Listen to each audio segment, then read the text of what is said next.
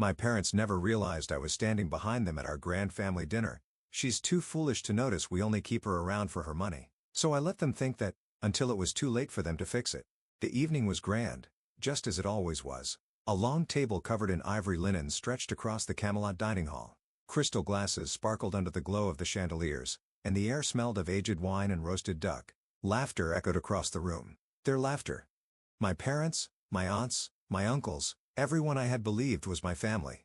They all sat there, wine glasses in hand, plates filled with food I had unknowingly paid for. I had stepped away from the table to take a phone call. When I returned, I paused behind the heavy velvet curtains, overhearing a conversation that shattered me. She's too stupid to notice we only keep her around for her money. My father's voice rang out, dripping with arrogance. The room erupted in laughter. My mother sighed dramatically, taking another sip of wine. Honestly, I thought she would have caught on by now. But, no. Our little idiot just keeps paying for everything. Happy to be included. A few of my cousins snickered. Pathetic, one of my uncles added. She actually thinks she belongs here. I couldn't breathe. The warmth of the evening vanished, replaced by a creeping cold that spread through my chest. I clutched the curtain's edge, my nails digging into the fabric as their words drilled into my skull. I had worked so hard. I built a business from the ground up. I thought they were finally proud of me. Instead, I was just their personal ATM. They didn't love me. They didn't even respect me. They were using me. I could have stormed in, confronted them, screamed at them. But as my pulse pounded in my ears, I forced myself to breathe. I swallowed the fire in my throat and let my face go blank. If they thought I was stupid, if they truly believed I was blind to their manipulation, then I would let them think that because they had just made the biggest mistake of their lives. I forced a smile and stepped back into the dining hall. "Everything okay?" My mother asked sweetly, like she hadn't just stabbed me in the heart. I nodded, keeping my expression neutral. "Just a business call." My father gave an approving nod. "Good girl. You should always be working. That's why you're successful." I clenched my jaw. "You mean that's why you're successful?" I sat down, letting them continue their act. The conversation shifted to vacations, expensive watches, stock market trends, things they had never worked for but indulged in because of me. I had funded their lifestyle, thinking I was proving my worth to them. Not anymore. I smiled to myself, a plan already forming. Let them enjoy their luxuries while they could, because soon it would all be ripped away. The next morning, I made the first move. I called my financial advisor, Jacob. "I want to remove all family members from shared accounts." Immediately, Jacob hesitated. "Ma'am, are you sure?" "That includes all of them," I said sharply. "Freeze all the cards except mine. If they try to use them, decline the transactions." By afternoon, my father called me, furious. "What the hell is going on?" He barked. My card was declined at the golf club. I feigned confusion. "Really? That's strange." He cursed under his breath. "Fix it now." I didn't. Instead, I watched as their illusion of wealth began to crumble. A week later, I attended a high-profile charity gala, one that my family had only gained access to because of me. They arrived in their designer wear, oblivious to the fact that tonight, their world would collapse. When it was my turn to speak, I walked to the stage, my heart pounding. I took a deep breath and smiled at the audience. "It's an honor to be here tonight, and I want to thank those who supported me, not because they wanted something from me, but because they believed in me." The room quieted. My parents shifted uncomfortably in their seats. I turned, my eyes locking onto my father. "Unfortunately, I've also learned that some people only love you when you're useful to them." A ripple of whispers spread through the crowd. "So, as of today, I am cutting all financial ties with those who took advantage of my success." Gasps. Murmurs. I saw my mother grip the tablecloth, her knuckles white. It was done. The morning after the gala, my phone was flooded with missed calls and unread messages, all from my parents. I didn't answer. Instead, I took a long sip of my coffee and watched as the chaos unfolded. By noon, my mother's name flashed on my screen again. This time, I picked up. "Hello." I answered, my voice calm, indifferent. "How dare you?" she screeched. "Do you have any idea what you've done? The bank froze our accounts. Our cards are getting declined. We can't even get into our country club." I swirled my coffee, leaning back in my chair. "Oh, that's strange," I said, my tone eerily similar to hers from the night at the dinner table. My father's voice boomed in the background. "Fix this. Now." I almost laughed at the entitlement dripping from his voice. I had funded their entire lifestyle, yet they still spoke to me like a child, like I owed them something. I tapped my fingers against the table. "I don't think I will," I said finally. Silence. Then, my mother's voice dropped to a sickly sweet tone. "Darling, I think there's been a misunderstanding. Why don't we sit down? And I heard everything. I cut in. My voice was calm, but cold. Another silence, but this time it was heavy. What? She whispered. I was standing behind you at the family dinner, I said, letting my words sink in. I heard you all. Every single word. My mother sucked in a breath. My father muttered something under his breath. Then, he cleared his throat. Look, sweetheart. You're overreacting. We were joking. Joking? That was their excuse? I let out a dry laugh. Joking? That's funny because you didn't sound like you were joking when you called me an idiot and said I was only useful for my money. No, honey.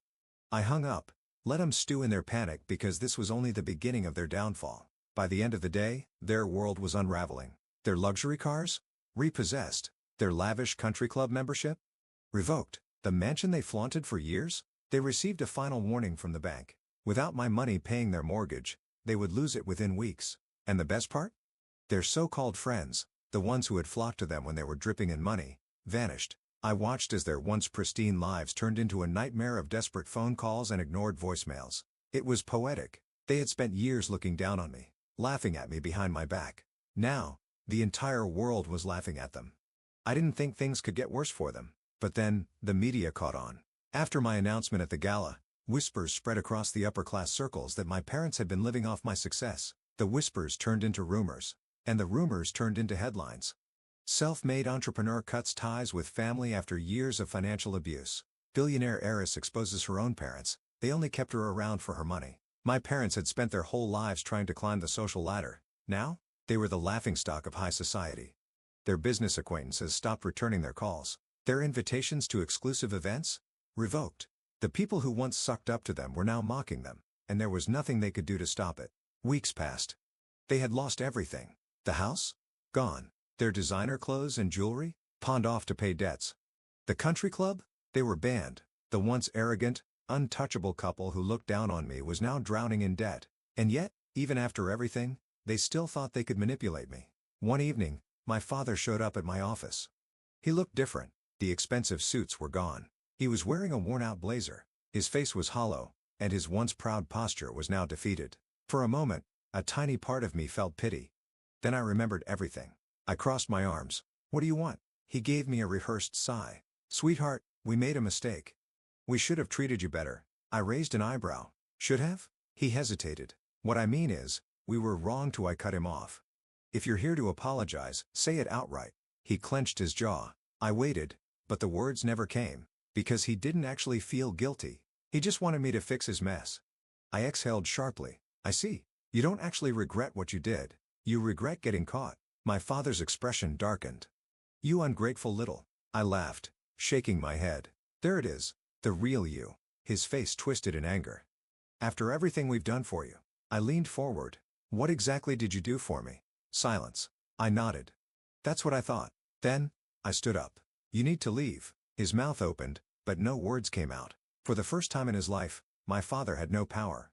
And I had all of it. The next day, my mother tried a different approach. She sobbed over the phone, talking about how she missed me, how she loved me, how family should stick together. I let her cry. Then I asked, if you miss me so much, why did you laugh while calling me an idiot? Dead silence. I smiled. Thought so. And I hung up. That was the last time I ever spoke to them. The days after I cut off my parents were eerily quiet. No more texts. No more entitled demands. No more fake warmth from a mother who had only ever seen me as a means to an end. For the first time in my life, I wasn't waiting for their approval. I wasn't begging for their validation. I was free. Yet, as I sat in my penthouse overlooking the city skyline, watching the lights flicker below, I couldn't shake the feeling that this silence was temporary. People like my parents, they never gave up without a fight. And I knew. The storm was coming. It started with a letter, delivered to my office in a gold-trimmed envelope, one of the last relics of their former arrogance. I recognized my father's elegant, looping handwriting.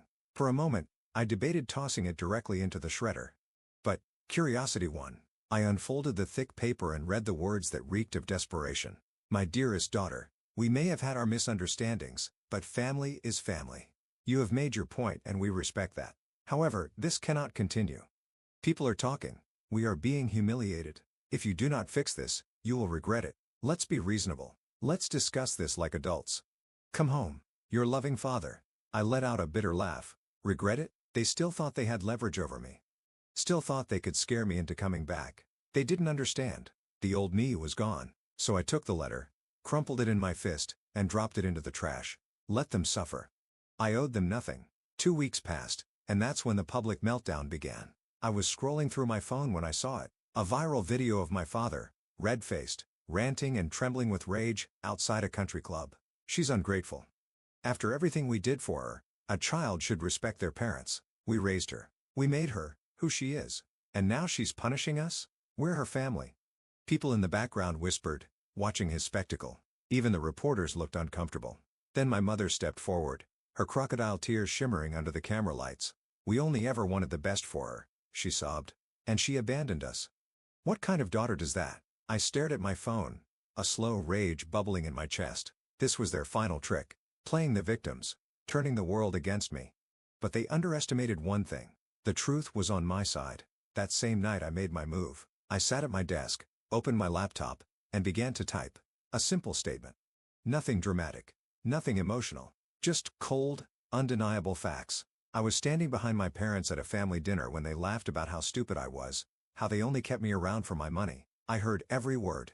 They have used me for years. I have no regrets about cutting them off. I pressed post. Within minutes, my phone exploded with notifications. People weren't stupid. They saw right through my parents' lies. Comments flooded in. You don't owe them anything.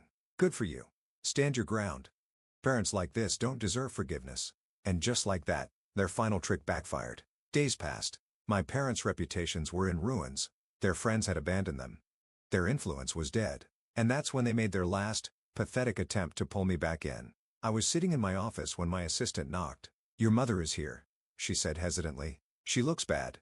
I sighed. Of course she was. I could have turned her away. I should have. But a part of me, the part that still wanted closure, said, let her in. And so, I did. My mother stepped into the office, her usual air of superiority gone. Her once perfect hair was disheveled, her eyes hollow, her designer clothes cheap and wrinkled. For the first time in my life, she looked small. She sat down across from me, hands trembling. She opened her mouth. And then, she sobbed. I don't know what to do, she whispered. We've lost everything. I watched her. Waited. This was her moment. Her chance to say the one thing that might make me reconsider. I'm sorry, I said for her, watching her face closely. She froze. Her lip trembled. And then she said it. You are never supposed to find out. My heart turned to stone. That was all I needed to hear. Not I was wrong. Not I regret hurting you. Just regret that she got caught. I stood up. We're done here. Her head snapped up. Wait. But I was already walking away. Because I had nothing left to say. The moment my mother walked out of my office that day, I knew it was over. Not just the financial cutoff. Not just the public humiliation. The emotional cutoff. For years, I had fought so hard to earn their love, to be seen as something more than just a bank account with a beating heart. I had told myself over and over that if I just proved my worth, they would change. But in that moment, watching my mother's desperate, hollow gaze, I realized something life-changing. They were never capable of change. Because people who see you as a resource don't suddenly grow a conscience when that resource is gone. And for the first time in my life, I was completely free. I didn't need to destroy them. They had already destroyed themselves. With no money, no status, and no connections, my parents' lives spiraled further into ruin. My father, once a man who sneered at people who worked lowly jobs, was forced to take a manager position at a cheap used car dealership. My mother, who once bragged about her luxurious shopping sprees, was now selling cheap knockoff jewelry online, desperately trying to maintain some sense of status. And my siblings? The ones who laughed at me that night at the family dinner? They turned on each other the moment the money dried up. I heard from distant relatives that my brother had moved in with a friend, and my sister was working retail. The house, the massive mansion that they had once mocked me for not fitting into? Gone. They had spent years living on my dime, thinking it would never run out. And now, they were learning just how cold the world could be when you had no one left to manipulate. A year passed. One peaceful, glorious year. My business had grown exponentially. I was thriving in ways I had never imagined. And then, one day, out of nowhere, I received a letter. Not from my parents. From my brother. It was short. Pathetic, really. I know we messed up. I know we hurt you. But we're family. Mom and Dad are struggling. We all are. If there's any part of you that still cares, help us, please. I stared at the words, my heart stone cold. They had nothing left. And now, when they had no more options, when the world had turned its back on them, They finally wanted to act like a real family? No, that ship had sailed. I folded the letter neatly, placed it back in the envelope, and tossed it into the fire. Because I knew the truth. They didn't want me. They wanted what I could give them, and I was done giving. Years passed. I built a life they never could have imagined. My company became one of the most successful in the industry. I had real friends, real love, real happiness. And my parents? They faded into irrelevance. The last time I heard about them, they were living in a tiny run-down apartment in a city they used to look down on. No power. No influence. No wealth. No status. And most importantly, no me. They had spent their entire lives belittling me, using me, draining me dry. And, in the end, they needed me more than I ever needed them. And that was the most satisfying revenge of all. Because I didn't have to destroy them. I just had to walk away, and they destroyed themselves. Game over.